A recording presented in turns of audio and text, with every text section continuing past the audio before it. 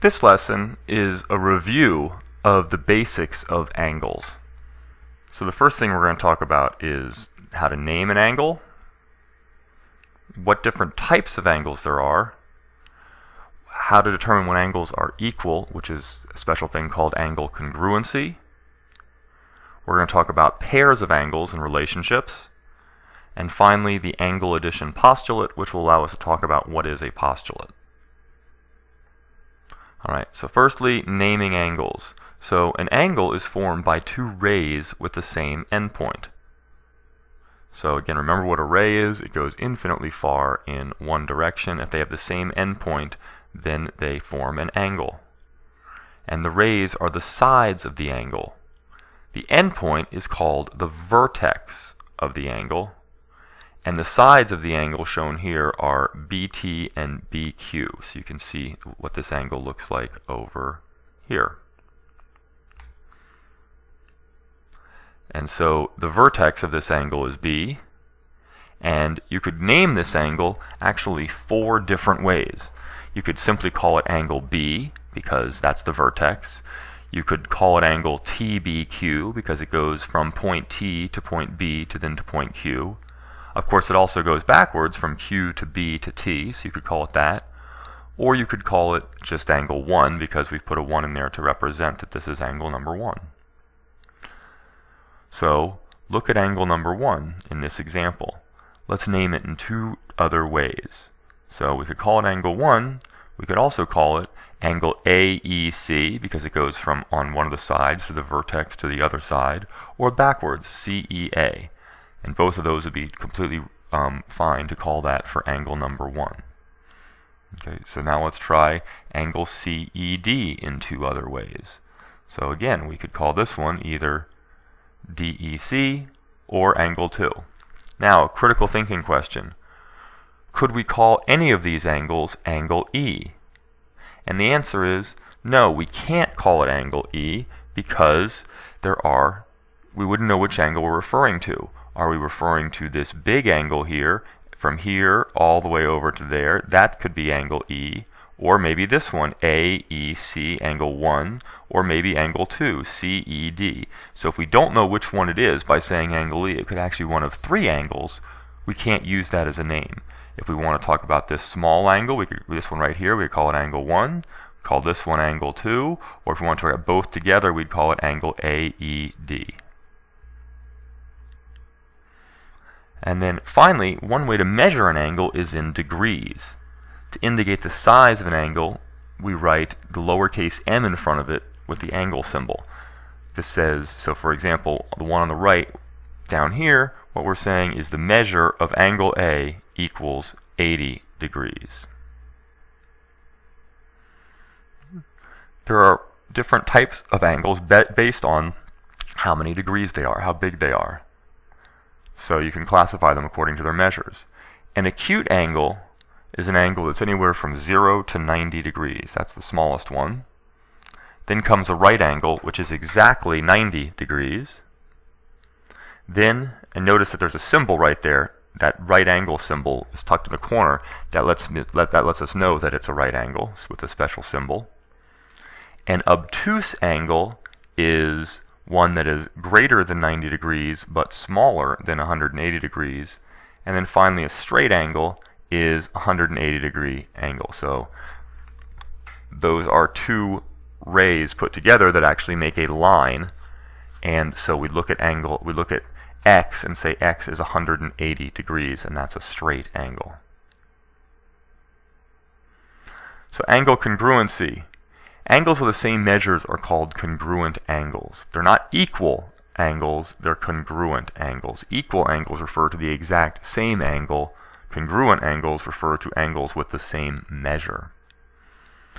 So, in other words, if the measure of angle 1 equals the measure of angle 2, then we say that angle 1 is congruent to angle 2. And those two things say the same thing, so you can just use them interchangeably.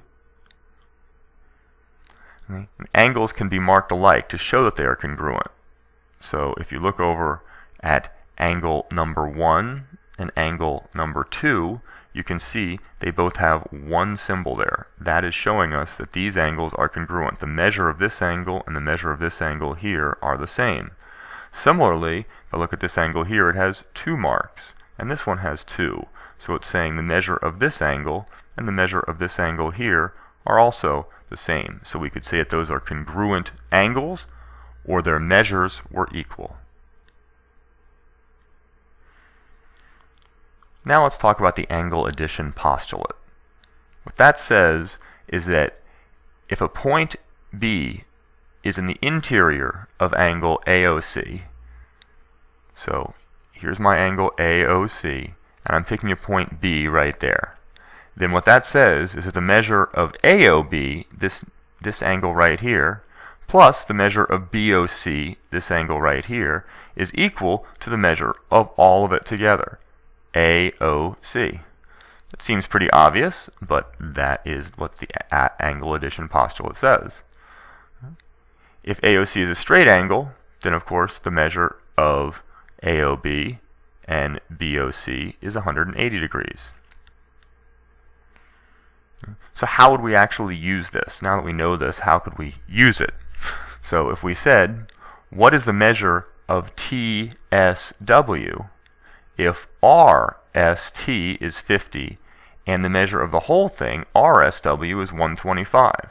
Well, using the angle addition postulate, what we know is that the measure of RST plus the measure of TSW, so this one over here, plus this one over here, equals the measure of the whole thing. So now we can just substitute in. We know that RST is 50 and angle RSW is 125. Substitute them in, do a little bit of algebra, subtract 50 from each side, and we find out that angle TSW is 75 degrees. Let me just say a quick word about postulates. A postulate or an axiom is an accepted statement of fact. Sort of like with undefined terms, we have to start somewhere and say we're not going to define these terms, everything else is going to be defined from them. A postulate or an axiom is something that we just say, this is true, we're not going to prove it. We're just going to assume that this is true because it is so obviously true. And so you've had some other examples of postulates of fact in algebra. So an example of one is that if you have 2 points, there's only one, and there's one and only one line that goes through those 2 points. Again, if you think about it for a second, that's pretty obvious. But we never proved that. And in fact, it's not provable. We just assume that it's true because it is such an obvious statement that we're going to do that, and then we're going to use postulates, just like we use undefined terms, to build up what we do know and can prove. Another example of a postulate is that 2 intersecting lines connect at one and only one point. Again, if you think about that for a second, that's obviously true. And a final postulate is that if 2 planes intersect, then the intersection of those planes is a line. Again, the planes go on infinitely long, so the line where they intersect goes on infinitely long. I'm not going to ask you ever to certainly remember these numbers, 1, 1, 1, 2, 1, 3, who cares about that? Nor am I going to ask you to remember exactly what the postulates say, because you should know what they mean and use them automatically, just like we used the angle addition postulate earlier to solve that problem. Now, there are some angles that are in relationship pairs that are special, and so we name them.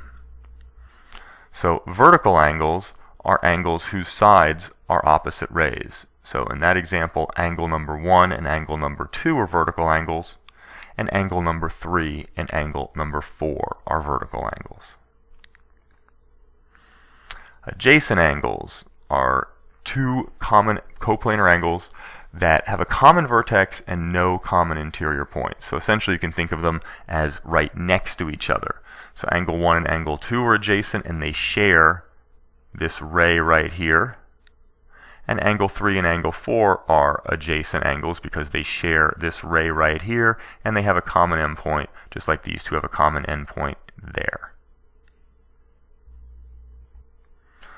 Complementary angles are angles that when you add them up, they add up to a right angle, or 90 degrees. And we say that these angles complement each other. And they can either be, these are adjacent complementary angles because they're next to each other, they have a common endpoint and a common ray, and they add up to 90. And these are non-adjacent complementary angles because none of those things is true except that 40 plus 50 equals 90, so they complement each other. And then finally we have supplementary angles. Supplementary angles are very similar to complementary angles, but instead of adding up to 90, they add up to 180. And if we have two adjacent supplementary angles right here, 3 and 4, because they have a common ray and common endpoint, and over here we have two non-adjacent supplementary angles because they add up to 180 but aren't next to each other. And you should know that two adjacent supplementary angles together are called a linear pair because they're a pair of angles that together make a linear line.